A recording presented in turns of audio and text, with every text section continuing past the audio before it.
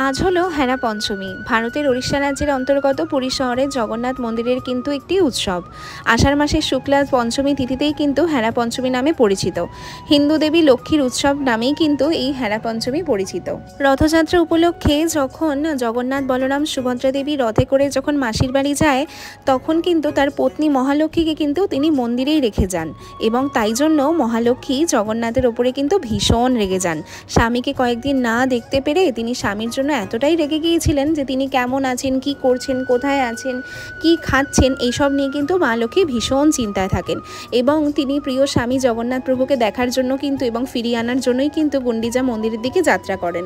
এই যেন স্বামী স্ত্রীর মধ্যে কিন্তু মান অভিমানের পালা চলছিল এবং উল্টো রথের পর যখন জগন্নাথ মন্দিরে ফিরে আসেন, তখন কিন্তু তার সেবায়িতরা মন্দিরের দ্বার বন্ধ করে প্রভুকে ঢুকতে দিতে চান না। তখনই কিন্তু জগন্নাথ দেব কিন্তু এক হাঁড়ি রসগোল্লা মা লক্ষ্মীর জন্য মন্দিরে পাঠান এবং লক্ষ্মী দেবীও কিন্তু তাতে সন্তুষ্ট হয়ে তার রাগ ভেঙে যায়। এটাই কিন্তু হেরা পঞ্চমী নামে কিন্তু পরিচিত।